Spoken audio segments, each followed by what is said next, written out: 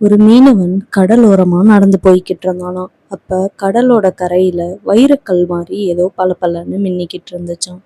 அத கையில எடுத்து பார்த்தப்போ, ஓகே, இது வைரம் மாதிரி இருக்கே, இதை நம்ம போய் சந்தையில வித்து பார்ப்போம் அப்படின்னு சொல்லிட்டு அந்த கல்லை எடுத்துக்கிட்டு சந்தைக்கு போறான்.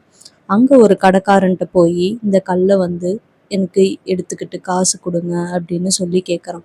அதுக்கு அந்த வியாபாரி என்ன பண்றான், இவனுக்கு எதுவுமே தெரியாது, இவன்கிட்ட நம்ம கம்மி விலைக்கு இதை பேசி வாங்கிடலாம் அப்படின்னு சொல்லிட்டு 20 ரூபாய்க்கு அந்த வைரத்தை கேட்குறான். அதுக்கு இந்த மீனவன், சரி நம்மளும் கொஞ்சம் பேரம் பேசி பார்ப்போம்னு 25 ரூபாய்க்கு அந்த கல்லை பேரம் பேசுறான். அப்போ அந்த வியாபாரி, முடியவே முடியாது, 20 ரூபாய்க்கு தான் நான் தருவேன் அப்படின்னு சொல்லி பேரம் பேசிட்டே இருந்ததை இது எல்லாத்தையும் பக்கத்துல இருந்த வியாபாரி பார்த்துக்கிட்டே இருந்தான்.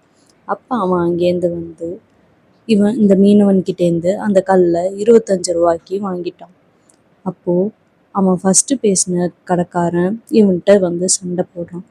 அது ஒரு வைரம், அதை வெறும் 25 ரூபாய்க்கு இப்படியா கொடுத்துட்டியே அப்படின்னு சொல்லி இவன்கிட்ட சண்டை போட்டப்ப அதுக்கு இந்த மீனவன் என்ன சொல்றான்னா, அது வைரம்னு உனக்கு தெரியும், என்னை பொறுத்த வரைக்கும் நான் அதை 25 ரூபாய்க்கு விற்கணும்னு நினச்சேன், நான் அதை விற்றுட்டேன். நீ நினச்சிருந்தா அதை என்கிட்டேருந்து 25 ரூபாய்க்கு வாங்கிக்கிட்டு நீ அதை எவ்வளோக்கு வேணும்னாலும் காசாக்கியிருக்கலாம். ஸோ இது உன்னோட தப்பு அப்படின்னு சொல்லிட்டு போகிறான். இந்த ஸ்டோரியோட மாரல் என்னன்னா, இதே மாதிரி தான் இங்கே நிறையா பேர் ரொம்ப பேராசைப்பட்டு கிடைக்கிற சான்ஸ் எல்லாத்தையும் மிஸ் பண்ணிட்டு கடைசியில் கஷ்டப்படுறாங்க.